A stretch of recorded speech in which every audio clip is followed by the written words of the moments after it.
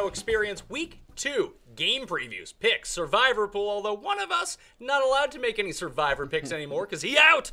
And joining me, I know all of you are ready for this. It's me, and it's Geoff Fienberg, coming off an amazing Monday night performance on Twitter.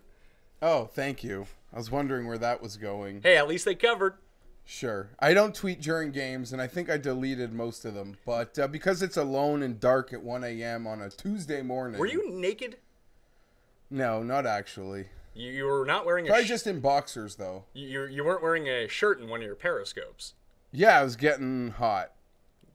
Were you pacing around? That's all I do. Did you suffer a foot injury like that time with Dustin Johnson? No, but I'm better. No. All right, we're going to get to the full slate of games. We're not really going to cover the Thursday one too much. We'll just make a pick and move on. But we do need to introduce the third member of the Picks team. His name, Tim Undergust. Tim Undergust.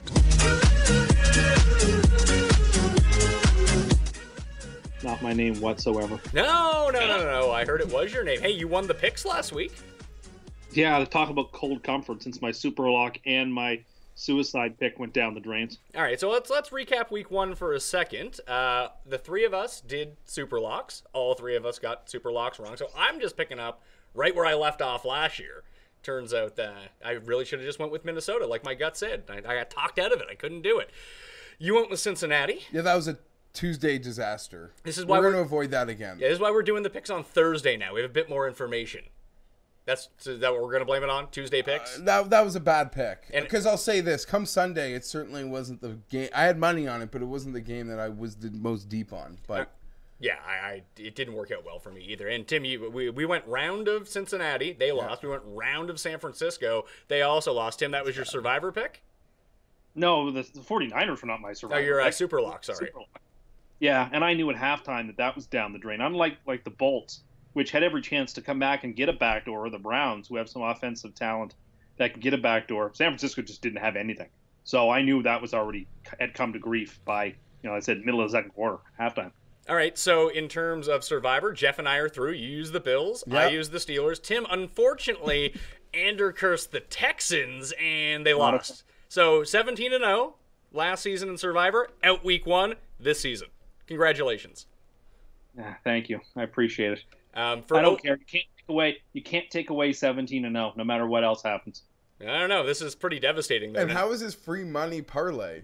Oh, the first 2 games lost. Don't worry. I got a free money teaser this week that'll make up for it. Oh, God. Yeah, all teasers are free money on paper, pal.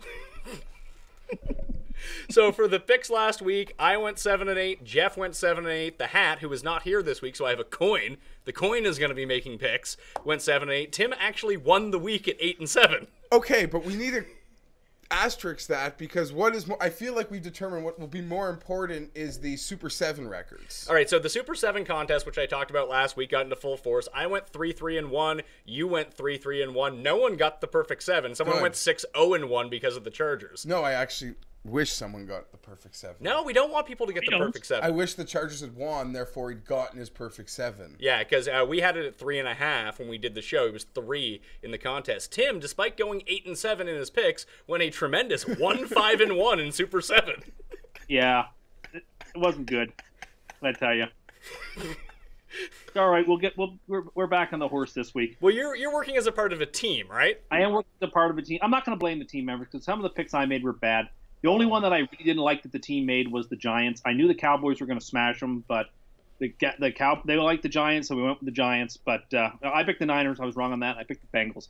So I'm not throwing anybody under the bus. I'll take the slings and arrows, outrageous fortune. Yeah, you did just throw them both under the bus. Could have just let it all. No one cared. It's what the games were. You could have just put it under the bus and said we're moving on, but you decided to declare the games. I take full responsibility. All right, let's get into the games. I don't want to break down the Thursday nighter too much because this show no one's watching it. Yeah, this show is going to be watched. And as we saw last week when we do the Thursday game, and Tim, you make very hard predictions about what is going to happen. You get a lot of feedback on Friday after it goes exactly the opposite like you thought. I can't tell those people. Like, they were like sneering at me about how wrong I was about the Thursday nighters. Like, you people don't appreciate how delighted I was to be wrong.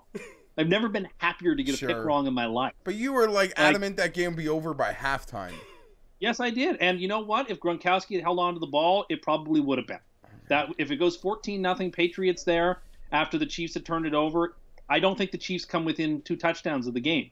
But, football's a weird thing. The balls bounce the other way. All of a sudden, the Chiefs started playing not like the Chiefs and starting to air it out, and it all changed.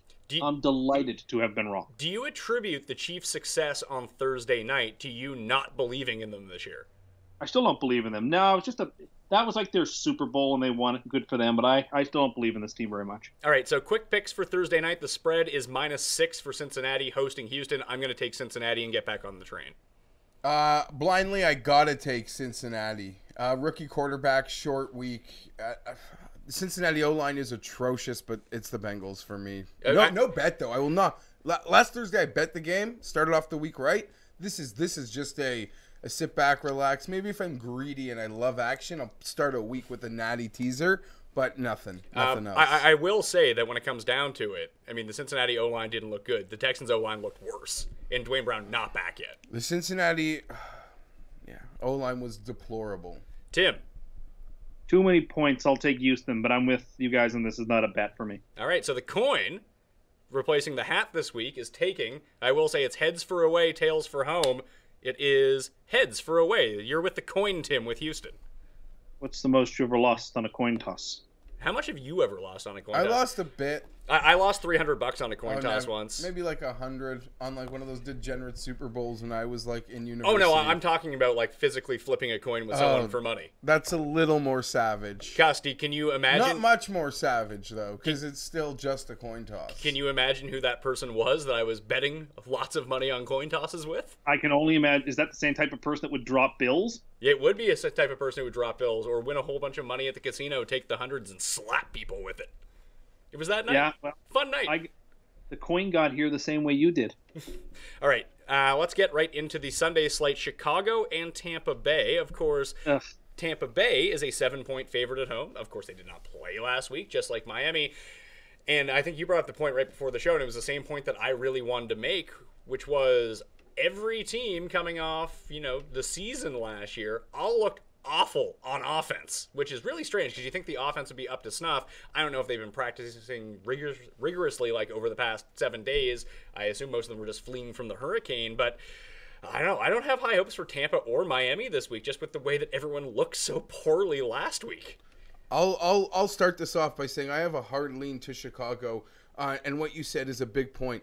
The slop factor around the league last week was very high.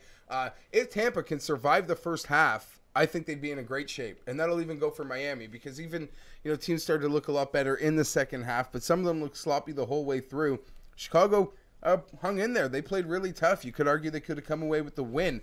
Tampa, not only the distraction, not only the fact that there's likely to be some sloppiness happening, there's a distraction of some personal issues going on off the field with their homes and such. And early in the week, we thought it would be the other side of Florida that got hit. And in the end, they were sort of a surprise target of Irma. And they were probably left scrambling in many ways, as were the teams. So I lean Chicago here plus the 7. This could find its way to a Super 7 and have a wager. Well, Chicago came through for us last week. I think Tim, were you on Atlanta or Chicago? I was on Chicago because I felt like it would be a push, but that in that situation you should take the points, and so it ended up working out for me. Yeah, the game went exactly the way I thought it would. And the Bears should have won the game if Jordan Howard could just catch, it'd be fine. But now the Bears had. If Jordan Howard caught the ball, he's short of the goal line by at least a yard, maybe a yard and a half. The game's over, so it doesn't matter. I mean, so you're saying that Jordan Howard couldn't possibly get into the end zone there? He had his back to the goal line when he would have caught the ball. No, he's not scoring. He's also a supreme talent, and you said that he wouldn't do well on Sunday, which he did. He's not even the best running back on his team. Okay, you need to dial down the Tariq Cohen nonsense. He's my best keeper. He's my best keeper. I don't need you Andrew cursing him. He's so good. Okay, I mean, you said you wanted him. You think he's so good. I asked you to propose me a trade for him. You didn't. Well, someone said a first-round pick, and you said you need more than that. And I thought, I can get that price down. You said he's the best keeper in the league. He's a 16th round keeper, which you can have for the next 3 years, and yet you don't want to trade at least a first-round pick for him. He's the best keeper. I'll get that price down. He is so good. I don't know. I mean, he's going to be so good, and you're never going to reap any benefits from him being good, pal. I bought him in my other PPR league. I spent a lot of money on him to get him. How much? I spent $60 of my $100 on him. You spent 60% of your budget on Tariq Cohen? He's an amazing talent, and in a PPR league with Kevin White now gone, he's going to get so much work. He's a must-own. He's a top 10 back for me this week. That's how I'd have him. He's not a top. What are you talking about? PPR, I'd have him top 10. Top 10, Geoff. All right. So my big takeaway from this game is the sloppiness that goes along with Tampa Bay. Plus, like we saw from the end of last season, is that Tampa Bay really slowed down the pace of play. Like, they were super high octane for the first 8 weeks. That shifted in the second half of the season. They ran the ball a lot. They slowed it down. They wanted to make sure that Jameis couldn't go and throw themselves out of games. And we saw that during Hard Knocks, too. That was basically the big thing. It's like, you're the only guy who can lose us the game, Jameis. So we're going to take the ball out of your hands a little bit. When we need you to make a play, you make a play and you win us the game. Just don't lose it for us. I think they can win this game by 3 pretty comfortably. But one of the big things that I found, Adam Levitan brought this up, and I know it has to do more with like a fantasy perspective, but the last 8 receivers that Chicago has faced that have been priced over $7,500 on DraftKings, which are elite receivers, Mike Evans is actually included in that, they've all failed to hit projections, like by a substantial margin. For whatever reason, the Bears are really good at shutting down elite receivers. Now, as we saw last week, Austin Hooper gets behind the defense. Way to go, Tim. I think you anti-Andrew Hurst or Austin Hooper. You want to pay out my money now? It was, he had caught 2 balls. He had 2 nice catches against a bad team in Chicago. I'm not worried. I mean, I will give you, you owe me 10-1 if Austin Hooper outscores Julius Thomas this year. I'll let you buy out for 7-1 right now. I have 16 games of Thomas versus 15 games of Hooper. I like my chances. No. Well, it's a live cash out. You can do it if you want. I'm like I'm like the Bet 365 of making bets with Tim. He's going to lose, so at any point he should catch out. I just think that they keep this game close. Pace of play, the defense of the Bears, I mean, it looked all right. They got exploited by like 2 big plays. Yeah, one big Cohen play, 1 big Hooper play. But other than that, they shut down a significantly better offense last week. Again, this was simple for me. The fact that Tampa, I expect to deal with some of that week 1 sloppiness in combination with some personal issues off the field for every probably player, trainer, coach, member of the organization. So it's a just big distracted week. Well, the Bears, I think, showed people that they might hang a bit this year, at least early on. So I'm excited for this game. Well, I like Chicago here. Easy 7. Tim.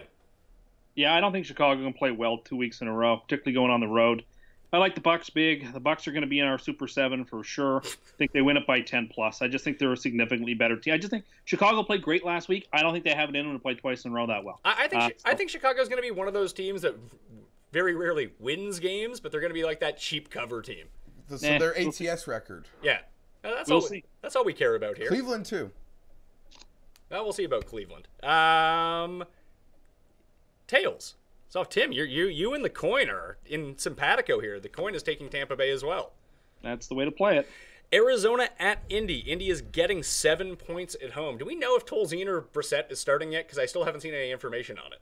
They haven't decided, but I think you have to assume it's Tolzien until you hear anything different. Oh, God. That's not great news. Unfortunately, this would be, you guys were all over it. I thought that the Rams weren't going to be as good, or actually, I didn't think the Colts would be as bad. I thought they could be at least competitive against the Rams. That turned out not to be the case, but Carson Palmer looked awful week 1 against the Lions. Now, not to say that the Colts defense is any better than the Lions. It's probably actually worse, but, I mean, he couldn't make open throws. That's concerning to cover the 7. And no David Johnson as well. Also kind of hurts their prospects here. Yeah, this spread is high. This game has a lot of serious question marks that makes me want to stay away.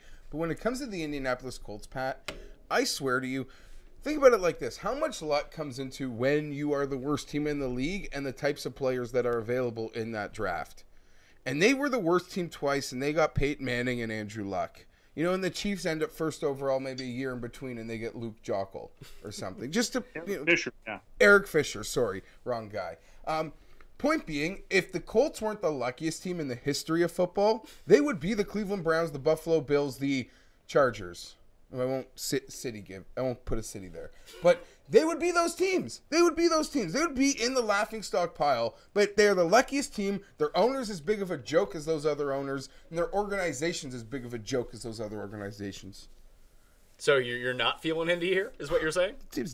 No, this team's a disaster, and I'm going to take Arizona, but I'm not betting it. But I'm not putting a cent. The Colts are unbettable because they could lose again by the same score they lost last week. Tim, what's your take here? You had the Colts read perfectly last week. What's your take here? My take is that it's just Arizona shouldn't be laying 7 into anybody, let alone on the road.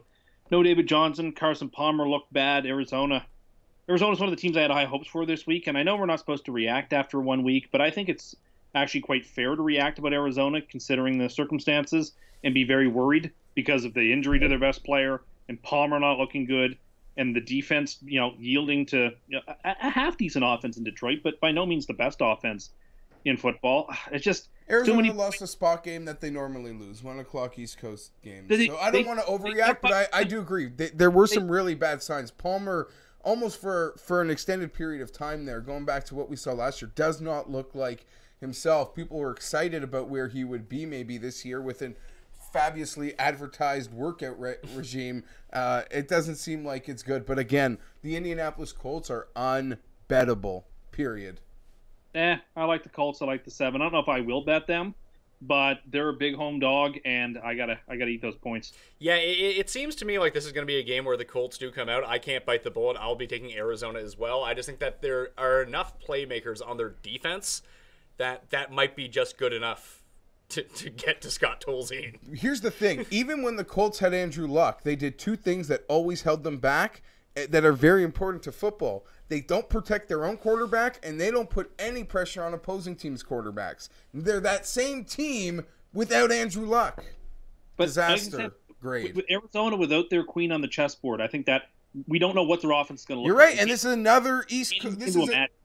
It's a back-to-back road start for Arizona. Really, the schedule maker's really throwing them a bone here. That's what I mean. I think either if you were going to bet the game, you bet the Colts, you bet the under. This is no bet. This is no bet because I can't lay a cent on the Colts, but I do agree with everything you've said about Arizona, so I don't want to bet them. But the Colts are getting you may as well burn your money. It's like betting Graham Dillette, as Pat used to tell me. Tim, would you like to apologize to everyone who had the first pick in fantasy football drafts for what you did to David Johnson? What I agreed with the consensus is that I agreed that David Johnson should be the first pick overall. Yeah, well, let's go back. Let's go back to the no. Let's go back to the beginning of last year when you said that he was wildly overrated and frankly wasn't very good. Best player in fantasy. Now you think he's the best player in fantasy? He's dead. That is an unfortunate coincidence. I don't think there are coincidences in this life, Tim. This is you cursing him for your own benefit. No, I was hyping Antonio Brown as probably the player to own. I feel better about that today than I felt a week ago. You still said David Johnson was the number 1 pick. You just took Brown over Bell. Johnson is 1 and Brown is 2. Yes, I feel bad that Johnson's hurt. Although I don't own him in any league, so that worked out for me. I feel bad for him. I thought he was going to be great. Everyone thought he was going to be great. I take no responsibility. You just shirk responsibility left and right. What do you take responsibility for? Your awful hamburger rankings? Do you want to get it? I have great hamburger rankings. Okay, do you have the list in front of you so you can tell the peoples? Yes, of course. I have to pull it up on twitter.com here. Hold on. TheTwitter.com? TheTwitter.com. I'm shocked you didn't have Chili's at number 1. It was only number 2. They're number 2. Five Guys is the best. That's something that's hard to... That's not unreasonable? Yeah. I think In-N-Out Burger is the best. I agree, but the case for Five Guys, it's like, I get it. It's like, Brady, if someone says the other guy, it's like, okay, fine. And Five Guys, it's not a hamburger per se. You get some great fries with it, and you get lots of fries. These aren't hamburger with fry rankings. No. Because if that was the case, it would just boost up McDonald's. Great fries at McDonald's. You get lots of great toppings at Five Guys. Five Guys, it's a great burger. It's a little pricier than it needs to be, but it's a great hamburger. Right? Five Guys 1, Chili's 2. That's insane. Chili's, they have this new one with an egg on top of it. Fantastic. Wow, that's so not revolutionary.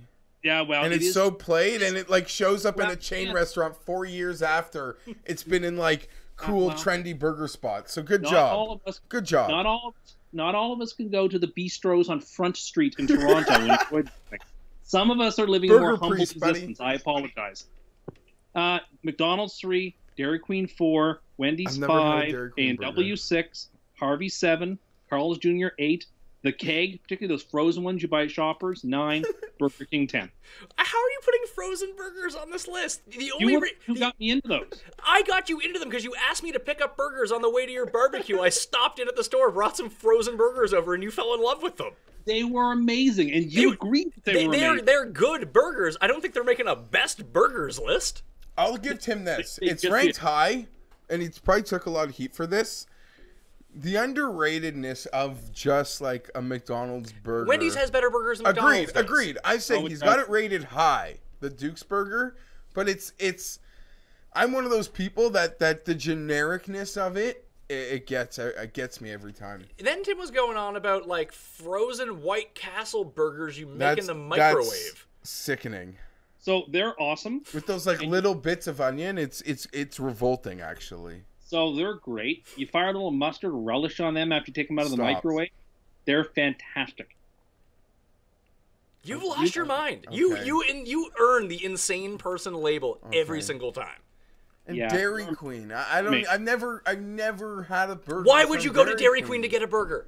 Never. I've never even been like, I'm going there for an ice cream and then shifted. Like, I'm going to get a burger too and then have this ice. No, I've never even been tempted. Their burgers are incredible. The only food I've ever gotten at Dairy Queen Is a Blizzard?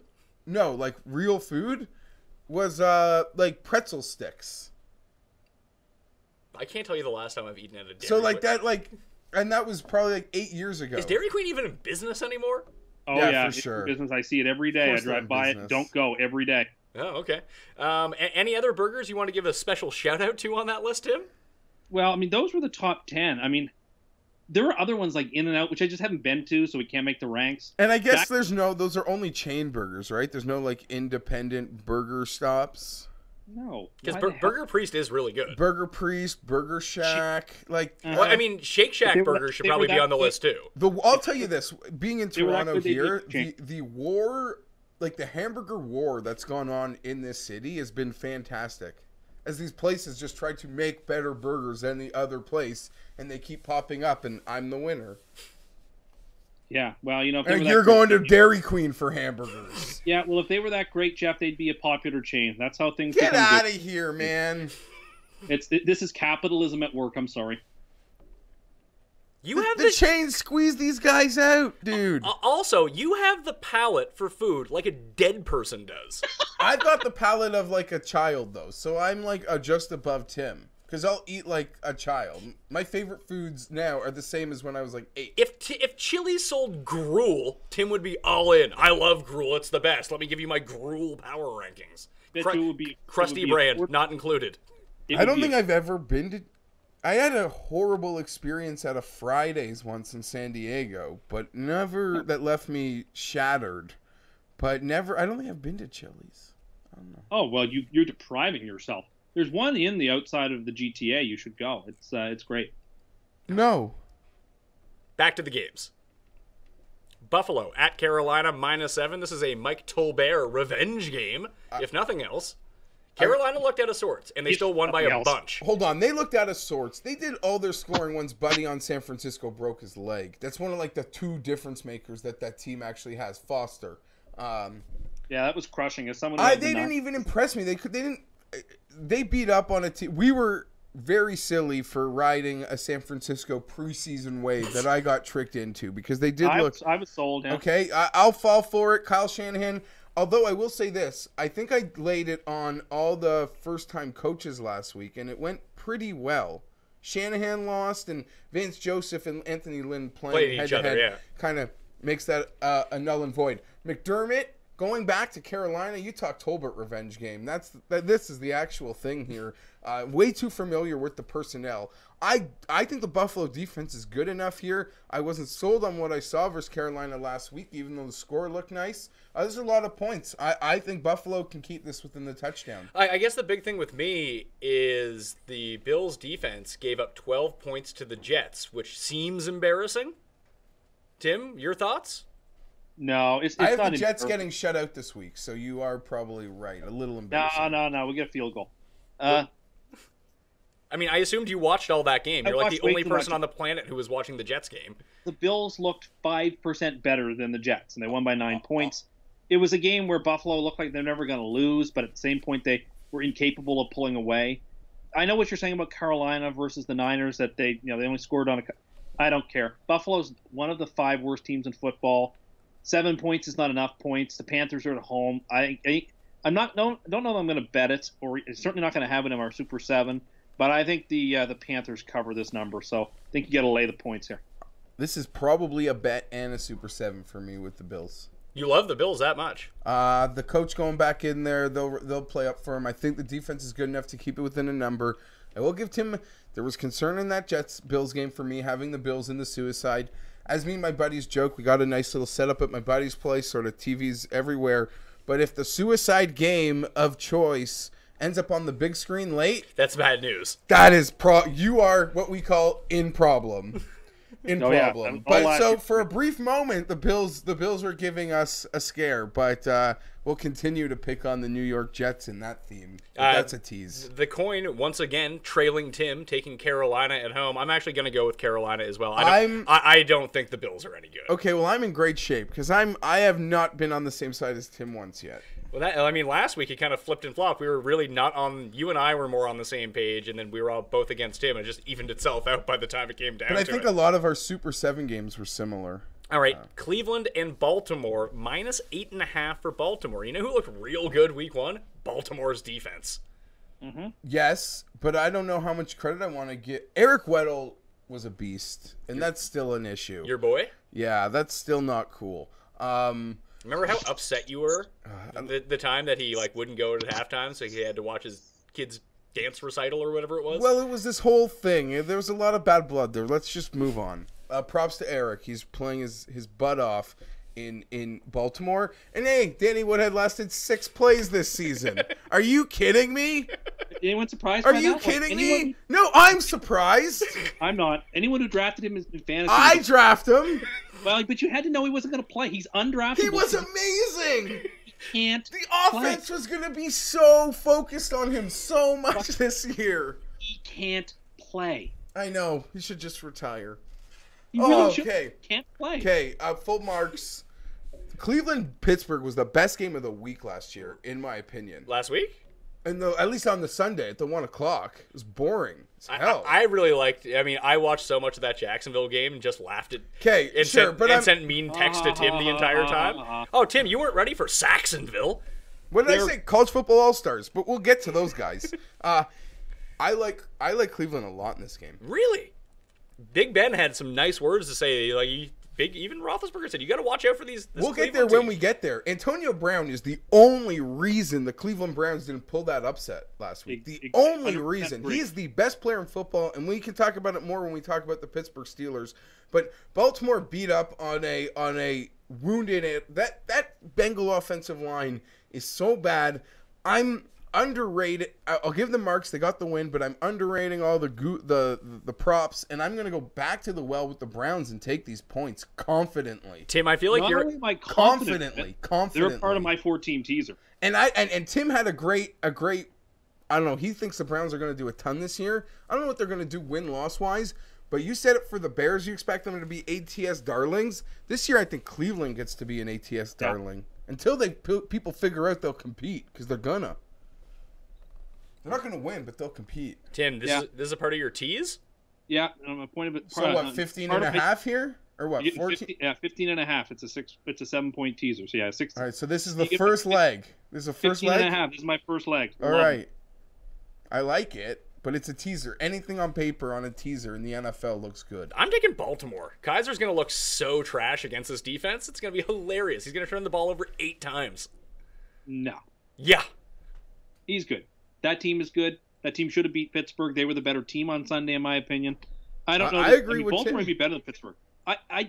Listen, I started the year being down on Pittsburgh. I'm still down on them. The Ravens might actually be better than Pittsburgh. I'm not okay. I don't want to and we'll get to Pittsburgh because I think that's coming up right now. But I'll say this: I don't want to take too much away from Pittsburgh because they always play down to the Browns and have close games a lot of the time, especially on the road. Yeah, so they know they bring their C game and they still win. As a credit to them too. But they're the best player in the league. That's fair. I mean, I agree with all of that, I think.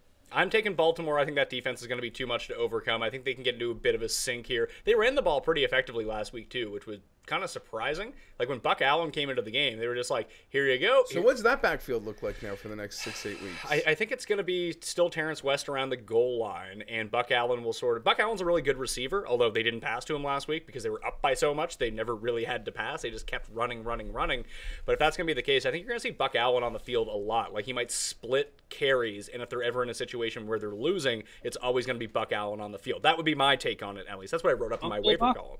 What? Uncle Buck. Yeah, Uncle Buck. The coin is taking Cleveland as well, so I'm on an island by myself with Baltimore here. Minnesota at Pittsburgh, -5.5. I will say, I think this is the trap game of the week. Everyone is going to line up to bet Minnesota. I'll take Pittsburgh. I'll say this is the game I'm most excited about this week because I'm really interested to see how good Minnesota is. And usually for an out-of-conference Week 2 game, it's not that important. But I'm putting more stock into this game as a barometer game, in my opinion, for the Vikings, who have fooled us early seasons before.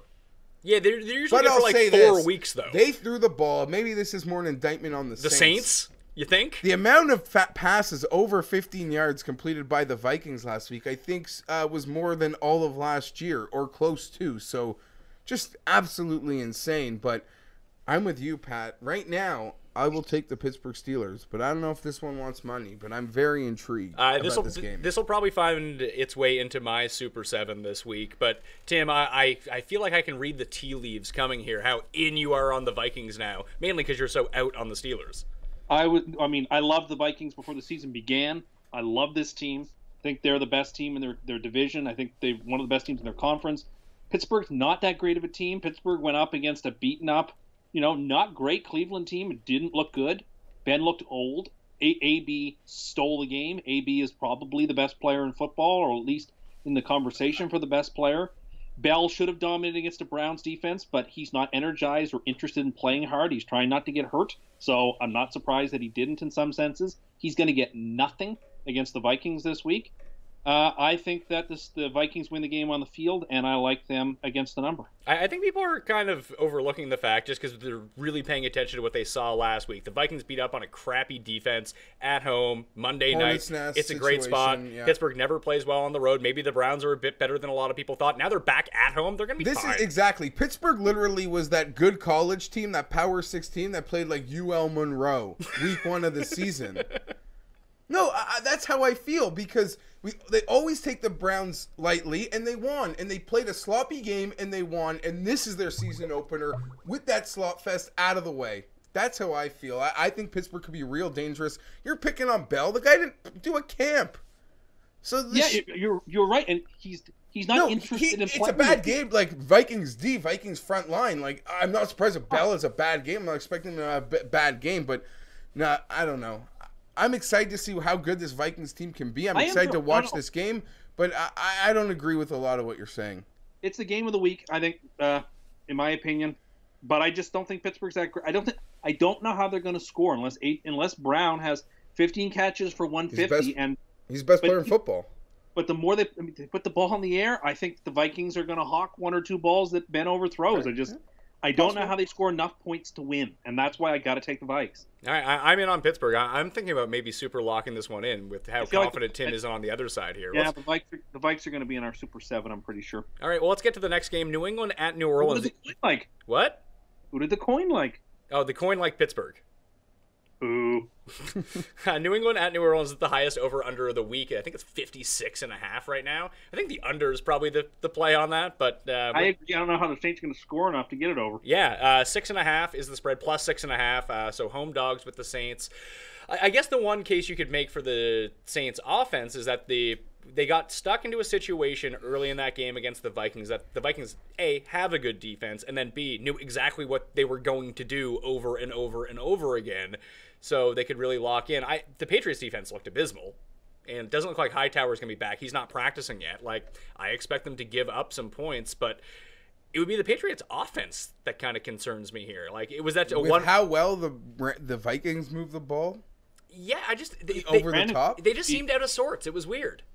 Yeah, I thought you had Brandon Cooks ranked way too low in your ranks this week. He should have been wide receiver 3 at least. What do I have, 6? something like that. Yeah, he's like Sorry. him versus You might as well versus sit him then if he's at 6. No, like this We week. have him versus AJ Green ahead of him. I do. Oh my I think God. that's crazy.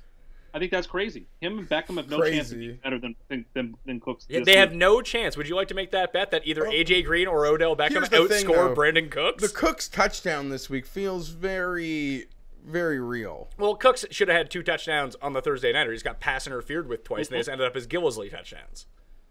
And it's indoors, and the Patriots have had 10 days off. I just worry about how well the Vikings that were able for to sure. go over the top, and the Patriots and Bill Belichick watches that with extra days, avoiding the 0-2.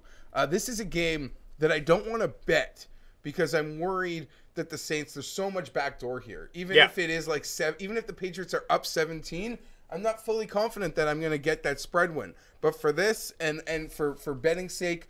I will say I will lay that number with the Patriots, but from actually betting the game, I'll have to think about it more because with a guy like Drew Brees, that backdoor to me would be very real. And you know the Patriots are going to drop into prevent at some point if they're going to be like up by 20, and Brees can easily take advantage of it. It's going to be like stupid Mark Ingram getting like 12 catches on the final drive to salvage his stupid fantasy day. You know how you mitigate the backdoor?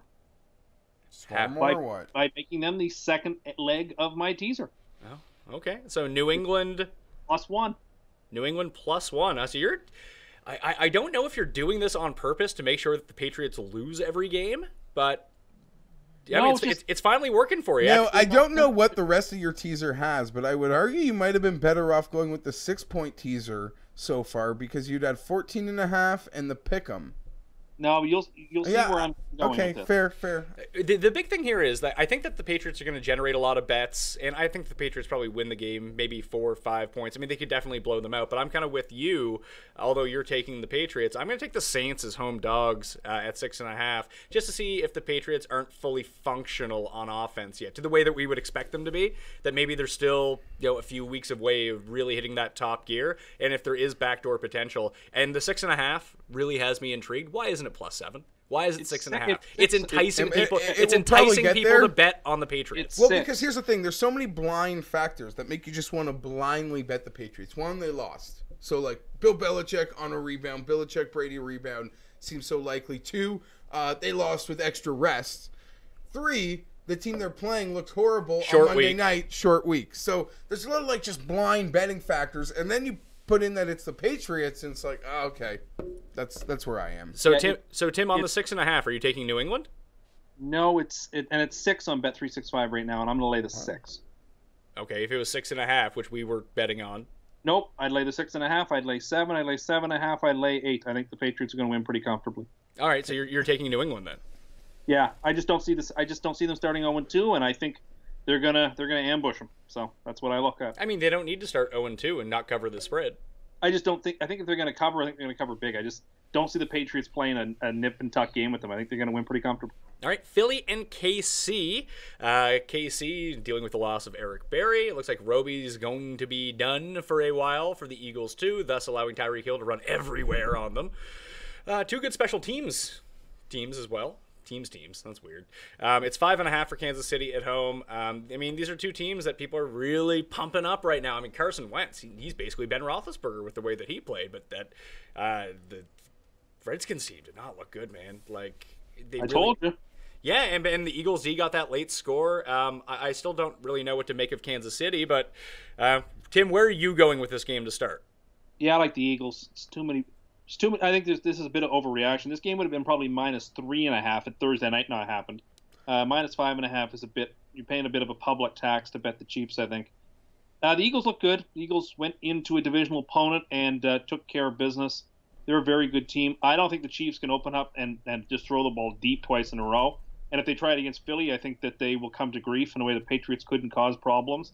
Wentz looked fine. I think Andy Reid will stumble here, and I think that the Eagles get some revenge on him, cover the number, maybe even win the game on the field. I don't know if I would pick that, but I think they're going to cover the 5.5. I'm with Tim, but I love the Eagles, and this is going to be a bet. This is SUPERLOCK consideration. This is no doubt going to be on the Super 7 ticket, and there's a few. Both teams are dealing with injuries. You mentioned Roby, you mentioned Barry. There's other ones also out there. I know I'd like to know that Jason Peters is a bit healthier for the Eagles, But Doug Peterson, old coach. Yeah, Going back, it's a double reverse revenge game. Stomping grounds, very familiar with everything that Kansas City personnel for the most part is about.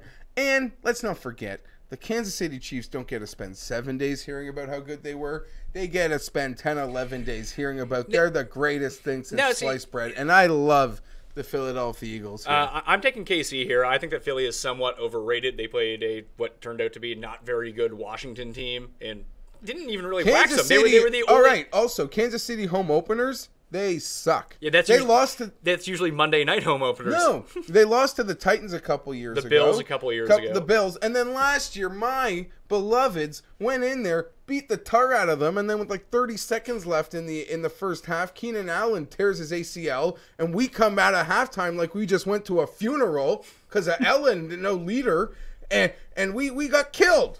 But they're right for the picking. I'm telling you, the Chiefs will be right for the picking on Sunday. I think that the Chiefs have too many offensive big playmakers that they're going to hit a big one somewhere, whether if it's with Hill or whether it's Hunt or even Kelsey, who didn't do much. And I think actually playing on the Thursday nighter kind of quelled some of the excitement for the Chiefs. It was really all Thursday night, Friday, Saturday, Sunday morning. The Chiefs are great. Then we got to watch a day of football, and then no one has really talked about the Chiefs since. I think it tempered expectations a little bit. I think the Philly's a bit overrated in this spot.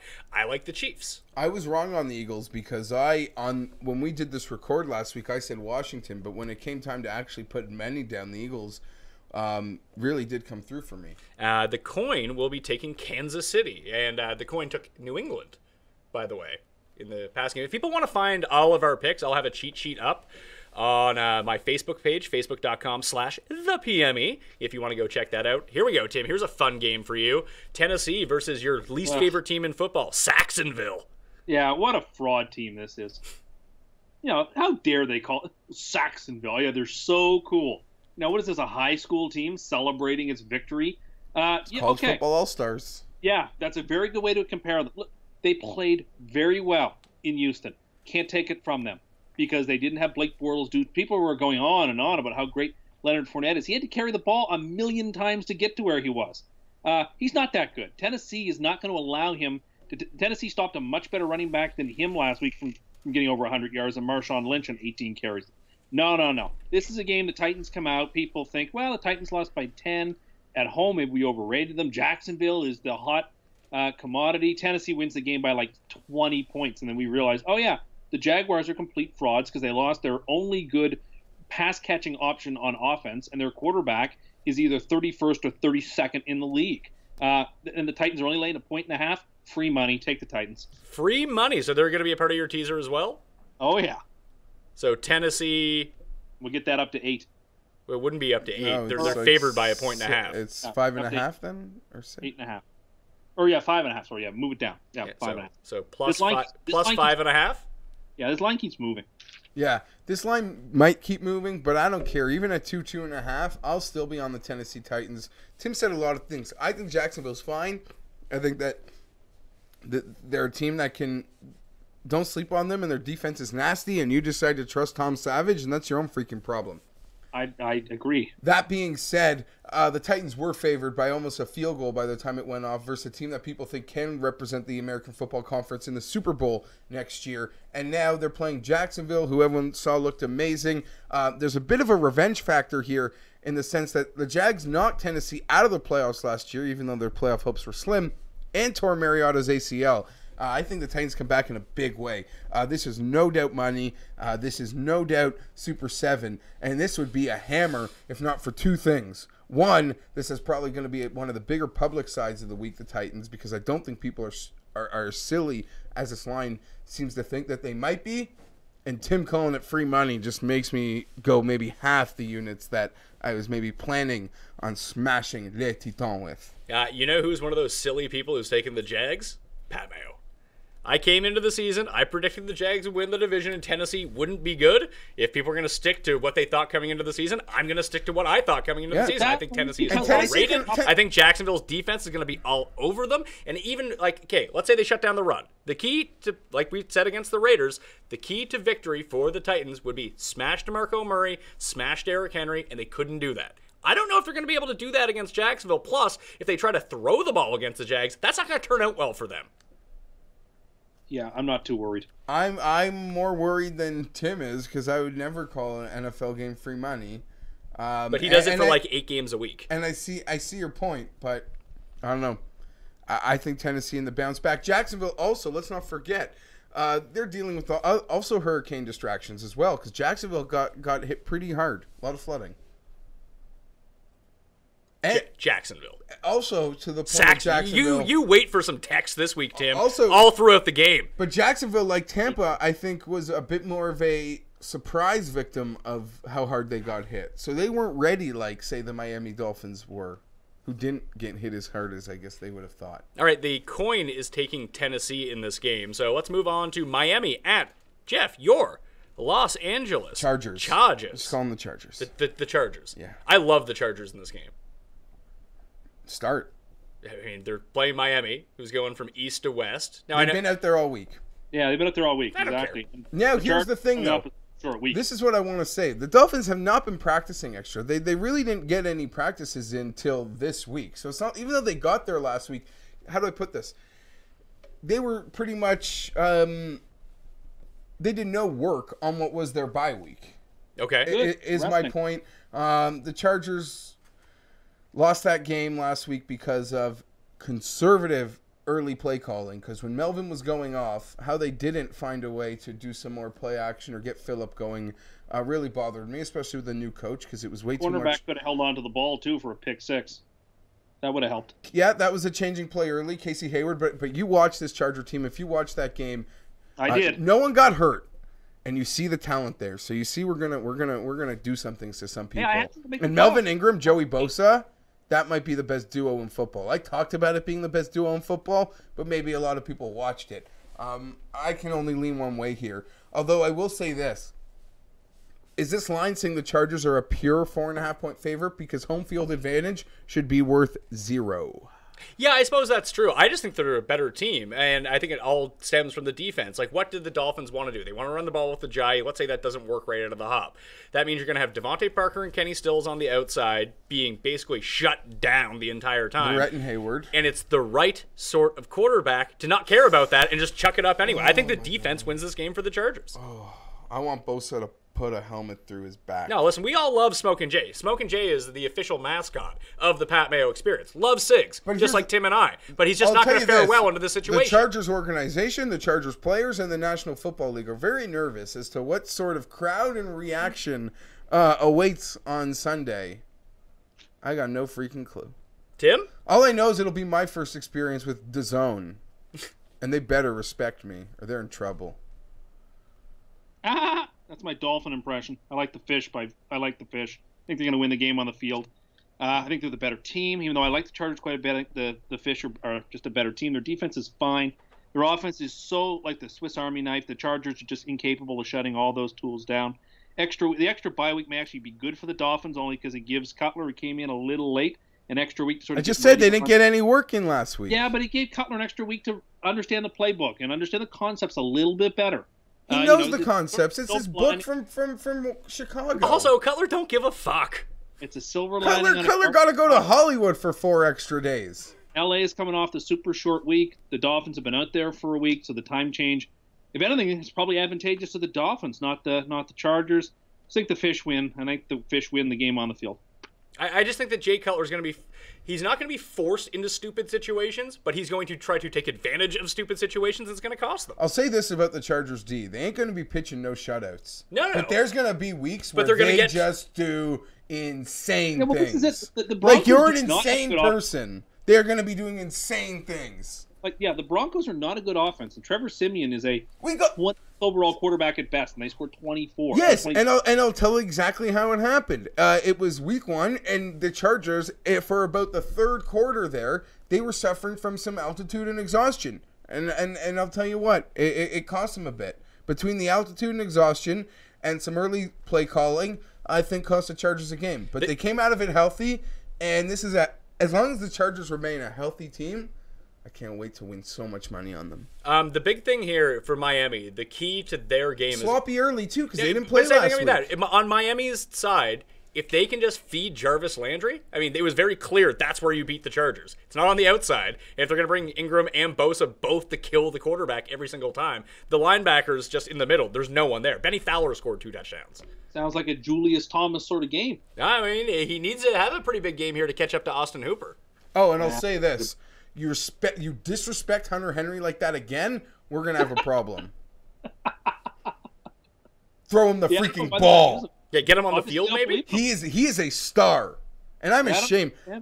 You know me, Pat. I can start nice with these coaches, but if I find something, once I catch on, once I catch a taste, like, once I realize you're Ellen, then it never comes back. There's no going back. Anthony, he's got to earn me, and that first game didn't earn me one bit because So Tim needed Antonio Gates to have a big game to not have the single worst week in the history of our fantasy football league. He did not, so Tim scored 28 points in fantasy. Congratulations. How? Yeah, awful. But again, the context Did he start Bucks and Dolphins? He started Dalton. But I sold off all my picks and any decent keepers I had last year to try to win. And so I really went into the draft with a first-round pick, a second-round pick, a fifth-round pick. I didn't have a lot of picks and no good keepers, so I'm in a complete and total rebuild mode. And I also started Andy Dalton. That didn't help. Yeah, he's in a complete rebuild mode, yet in the draft, he decided to draft people like Torrey Smith and like people over 35. I like Torrey Smith. I don't care what you say. So you're taking the Chargers, I'm guessing here, Geoff? Yeah, although I don't really like the spread. I like this -4. That works for me. Okay. The coin is taking Miami.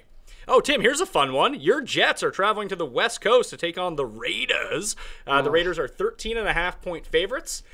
This is going to be my survivor pick. It might even be my super lock. If the Bills were able to cover 8 points at home against the Jets, the Raiders are going to wax them. I'll give Tim the floor, but I'll be brief. I've got it like 24, 28, nothing. 34, nothing. So it is my survivor, and I got nothing else to say on this game. I think I wrote it down here as 31-10, so I think they cover by over a touchdown. This Jets team, historically, we play bad in Oakland. We do not go out there and play well year after year after year. It's another spot where the Raiders are just amazing. They're an awesome team. They're firing on all cylinders. I don't know that they have a weakness. And the Jets have nothing but weaknesses. So you're putting together what I think is the best team in the AFC and the worst team in the AFC, and you're only having to lay 13 points. The Raiders secondary is a weakness, by the way. Not with this team, it's not. Not going to hurt the Jets. Oh, obviously, but you said... But I don't even think the secondary is that much... I mean, it's their weakest part, but I wouldn't call it a weakness per se. It is a weakness. Their defense is bad. Their defense is actually quite good. No, it's not. It's not quite good. They have a really good player. That's about it. They have the best player in football. Yeah, one guy can't make a defense there, Tim. Sorry to tell you. Yeah, okay. Say, as you will. This Raiders team is going to roll this week. They cover. I would never ever advise someone super lock to be laying more than 10 points, but I totally get the suicide pick, and that's the way I would have gone if I were still alive too. Did you put it in your teaser? Pardon me? No, that's enough points. I'm not playing with this game on a teaser. Why? Well, why don't you tease it down to like 9 points or whatever? It's like 8 points. I'm not betting against my team, even though I know it's the right thing. I'm not betting against them. I think Robbie Anderson scores a long touchdown in this game when Oakland stops carrying. He's their third best receiver. That's what we saw from this week. If you're in fantasy leagues that are PPR, it goes Curse, Stewart, Anderson. That's the way you want them. Yeah, Anderson's still their big play guy. He's the one, if he's going to score a touchdown, it's going to be like a 70-yard touchdown. And that's what you're banking on. Not going to happen. Okay. Powell is also not going to be...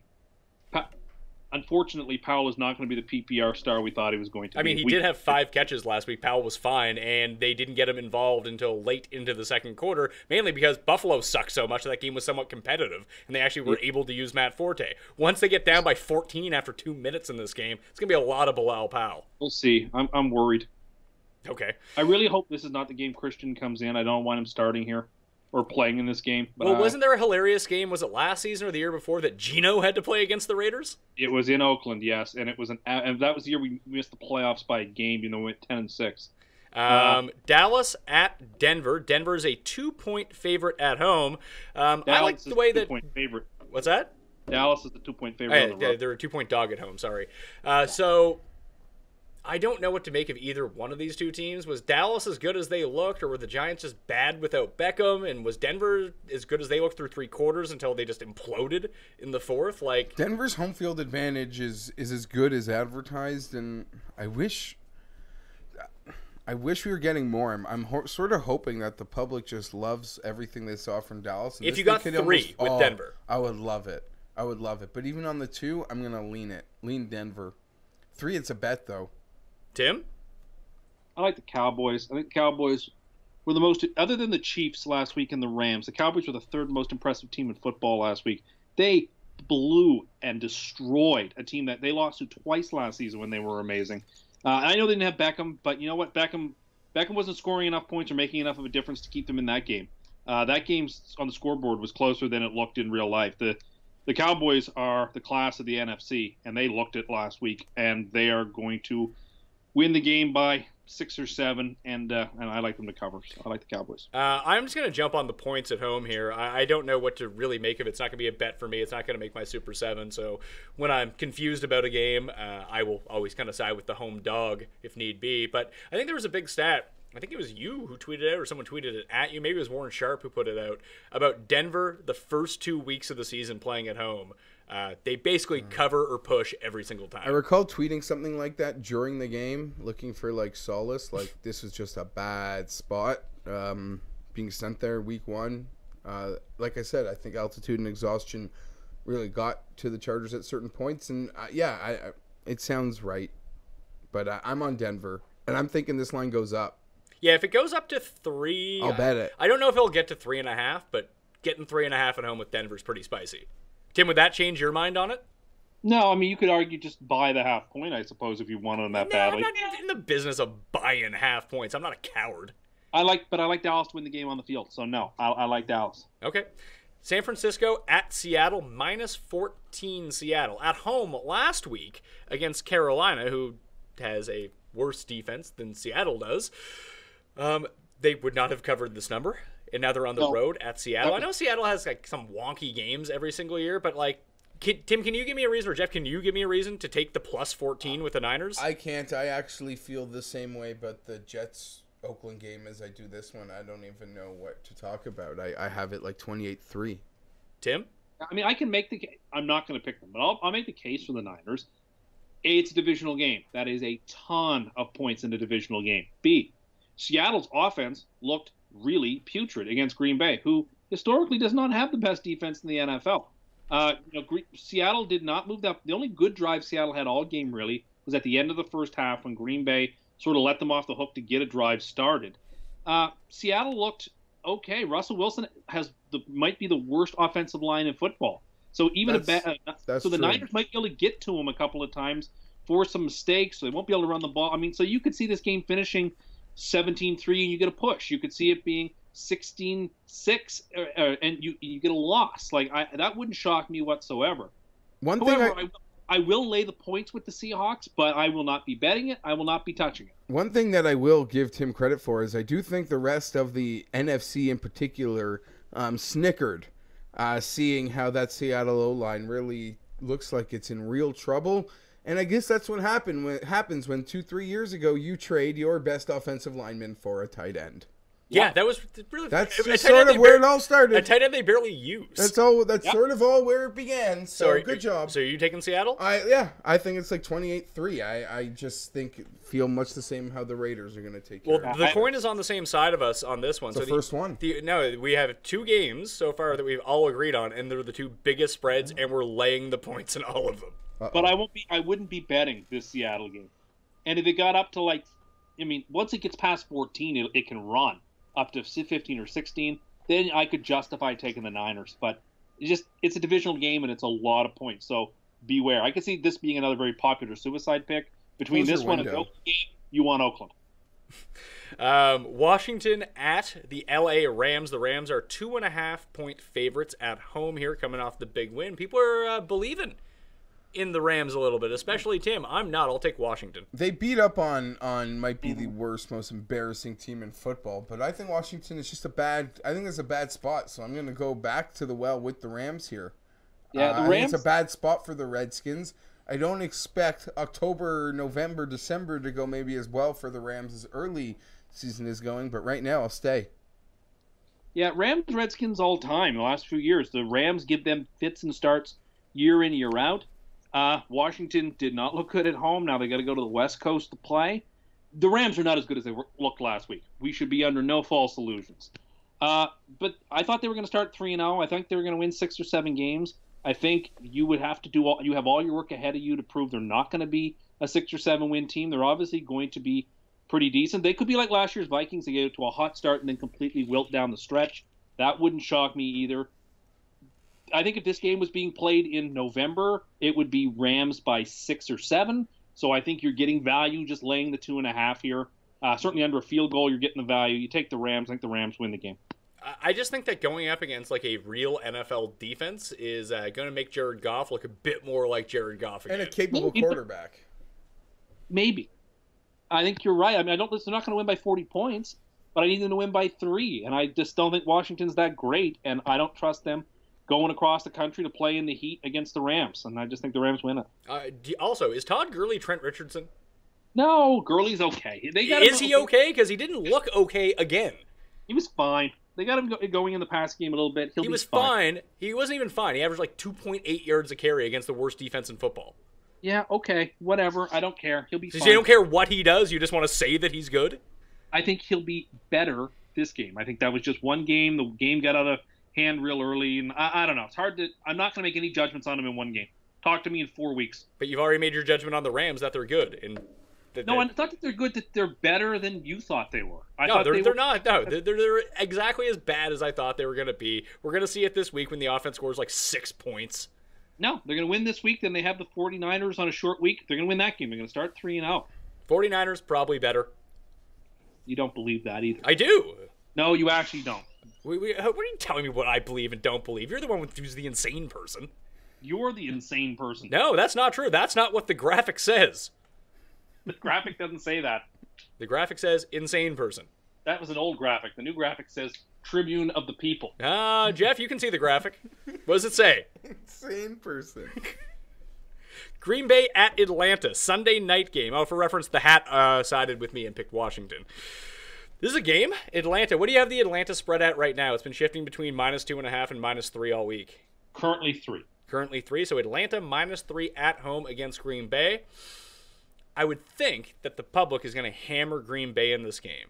And I think that coming off of a spot where Atlanta didn't look great against the Bears, still got the win. I'm never really an Atlanta supporter. I don't think they're all that great, but I think this is a nice spot for them, and I think they win this game, and I'm going to take -3 Atlanta. I think the Packers win the game. I think Atlanta is a team, as we mentioned last week, a team to pick on all early going, to suffer the same fate a lot of Super Bowl past winners did, even though they were able to escape a road game with a win in week 1. I'll give them marks for that. But they're opening up a country club on Sunday, Pat. This is a brand new wonder of the world stadium. Nothing but luxury, except Chick-fil-A closed on Sundays, but in the stadium. Very confusing. Close your windows, Tim. Sorry. I think the Packers win this game. I'm prepared to continue to pick on Atlanta early in the season. Tim? Now you tell me to close my windows and I hear a cop car going behind you. Hey, listen, we're at the temporary studio here. You don't want to know where it's at. No, fair enough. People were doing aeration outside my house. The last time we saw these two teams play, we watched it's a revenge game, so that's also we watched the a Falcons beatdown. blow the Yeah, Packers out. Forgot about that. I don't think we'll see a blowout here. But opening the new Palace at home, this Falcons team's built to play indoors. Again, while Green Bay won on Sunday, I didn't come away from that game thinking they looked great. I thought they and Seattle both looked kind of ugly and grappling. So I don't have a feel on Green Bay right now. Teams do not fare well, favorites, in opening new stadiums. Is that a thing? Is that true? The sample size is small, but they're 4-9 against the spread since 1997. And yet you took the Chargers. That's interesting. It's not a new... Get at it. They're playing in a Muni. They're playing at like your local Muni, man. I'm teasing you. I like. They probably need 3 locker rooms to fit it. Like, it's a soccer stadium. Oh, like 20-person locker rooms? Yeah, they would be tiny, wouldn't they? Might have to build brand new ones. I like the Falcons to win. I trust Atlanta's offense more than I trust Green Bay's offense right now. And they're indoors, so with that and the home field and open up the new place, I'm going to take the Falcons. I just think this is a spot where Atlanta gets up for this game. It's a big opponent. They can muster out a win here, and then everyone's going to be back in on Atlanta. And now week 3, week 4, week 5 is the time to smash against Atlanta. And you could argue Green Bay, I want to say complacency because it is a revenge game, but they got a big win last week, and it's almost like we can not afford to drop this one, but everything is kind of okay. They're not... Had they lost to Seattle last week, it'd be like a behind the 8 ball, especially because Tim thinks the Vikings are the greatest team ever. But I wouldn't be shocked if Atlanta wins. I haven't decided if I'm going to bet this game, but if I do bet it, I'd probably even have some Green Bay money line. I mean, yeah, if you're going to bet it, I think I do like the Green Bay money line better than the +3. Like, yeah, because to your point, if the Falcons win, I don't think they're kicking a Matt Bryant field goal to win the football game. I think it's going to be a new stadium, just a beatdown sort of scenario that the Packers walk into a bad spot, or the Packers just take advantage of. Yeah, if the Packers cover, the Packers probably win. Yeah, absolutely. I agree. I would play the Falcons to win, but if you were so inclined, yeah, bet the Packers +130 on the money line. All right, Monday Nighter, Detroit at the Giants. Giants look real good week 1, I'd say. Detroit looked bad in the first half, and then Matt Stafford got it together. He threw a pick 6, and then after that, he was pretty good.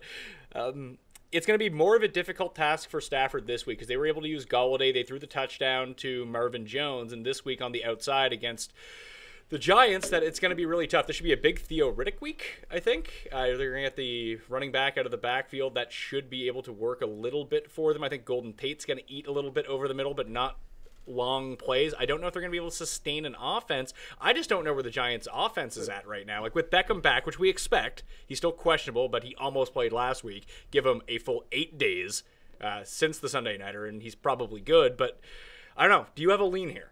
The numbers crashed because I swear I saw 4s, 4.5s out of the gate. And now you're showing me a 3. Yeah, Tim, what do you have it at right now? Right now, the game is at 3. Because at 4, 3.5, I love the Lions. And I'll still say I lean Lions. I think the Lions are an underrated team and the Giants are a grossly overrated team. And I'm not taking the 1-week sample. I'm just talking about the big picture 2017 sample. The Giants felt like one of the luckiest teams on the planet last year. They had a good defense. They couldn't score points, so their defense won them games. And now it could bite them in the butt. So I'm going to take the Lions. Tim? So let me read off some numbers to you. Since December 4th of last year, the Giants have scored 14 points, 10 points, 17 points, 19 points, 19 points, 13 points, 3 points. They haven't cracked 19 points since November of 2016, and that's when they had a healthy ODB, and they had a full team. They can't score. They can't score. They can't win. They are not going to come close in the game. The Lions are going to win it big. The Lions are good. So is this the last part of your tease? This is the last part of my tease. So you get them with 3, you get them all the way up to 10. At the time, they were at 3.5, so I was getting them to 10.5. But at 3, you get them up to 10. I don't even need that many because I think they're going to win outright. I think they're the best bet. I think it's the best bet on the board for the week. When we talk about super locks, there's no doubt in my mind this is where I'm going. The Giants cannot score. Their offense is terrible. And until proven otherwise, there's no reason to get behind New York.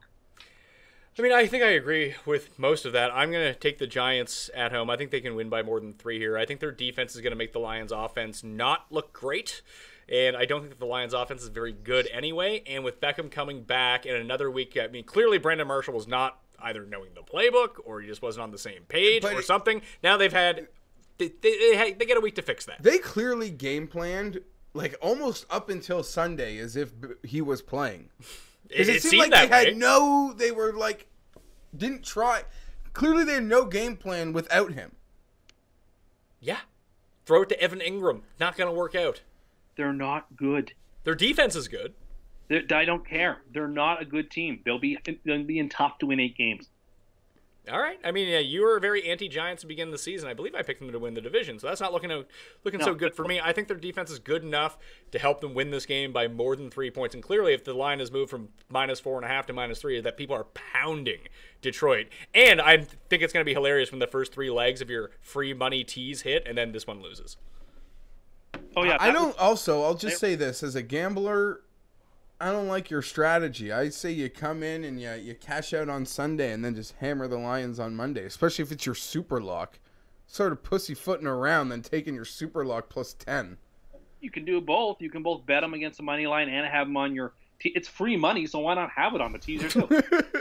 True. Apologies, my bad. It's like throwing a 1.05 in your pro line. Like, you might as well, because you can't lose. No, every time. Okay, if people don't know what pro line is, it's at like convenience stores in Canada. You can just walk in and play parlays if you want to, but they're really rigged against you, so you should never ever play pro line. But Tim is the guy who throws on, like, they give you odds on to bet the team to win by more than 3 on each side or a tie.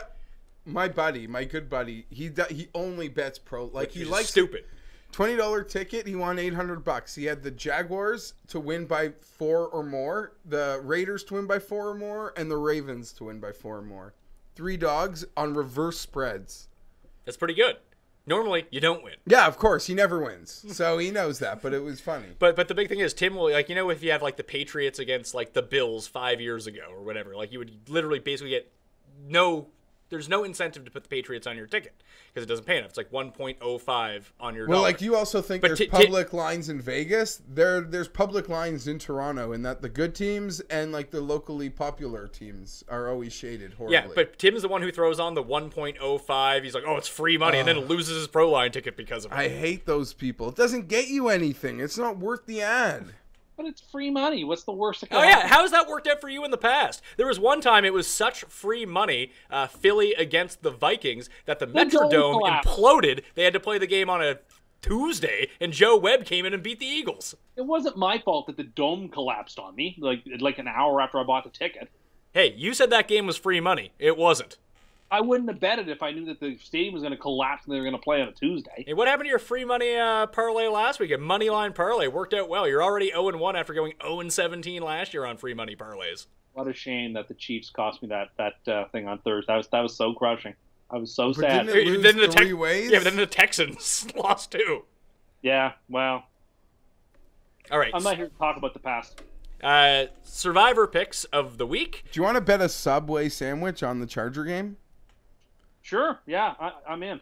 All right, a foot long. Well, yeah, of course. A sub of the day or not sub of the day? Extra cheese. You can have any sub to your heart's content, except for the lobster sub. I don't eat that. I would never eat that at Subway. All right, Survivor picks of the week. I'm going Oakland, you're going Oakland, and Tim gets no pick. It's true. No, but I would have taken Oakland. Yeah, no one cares. You don't get a pick. I know. It's so funny.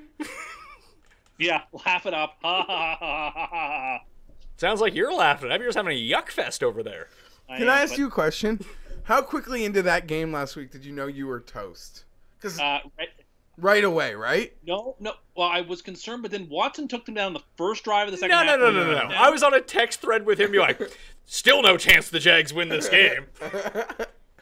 When Watson got them for the touchdown, I was excited. I thought, okay, I'm going to get this. They're going to make the big comeback. It'll be exciting. And then that next drive where Jacksonville punched it, I was like, you know what? I texted out a white flag to people. I knew I was done. Yeah, that was that was you trying to use the curse to your advantage. No, people were hip to what you were selling. I was being a graceful person and resigning. You're not graceful in anything. Did I tell you how good Tarek Cohen is? Yeah, you did. Quit trying to curse my players, all right? He's so Or good. if you want to put your money where your mouth is, and you really do think he's the best player in football, and you get him 3 years at a 16th round keep, a last round keep, you pay up for him then, if you like him so much. I don't have anything. You have picks. Yeah, but I need Give me those your picks. first round pick the next 3 years. First, we can't do that. That's against the rules. Secondly, I'm not doing that. Why not? You're going to get the number 1 pick overall in the 16th round for the next 3 years. No, he's not that good. So now he's not that good, is he? He's not that good. He's not Antonio Brown. Oh, you wouldn't take him in the first round? The way you were talking about him sounds like you would take him in the first round. Listen, let me put it this way. I think Cohen's going to be good. I feel like that price will come down for me. But you're not getting him. You've already called him a top 10 running back. Well, we'll see. I feel like I'll have more leverage than you. We'll see. Okay, so your leverage in the situation is that you have nothing to offer and I have the asset. So this is leverage you? It will eventually move my way. Why? Because Torrey Smith's going to catch a touchdown? You're going to be like, Torrey Smith, best receiver. Wouldn't even trade him for Cohen. He's too good.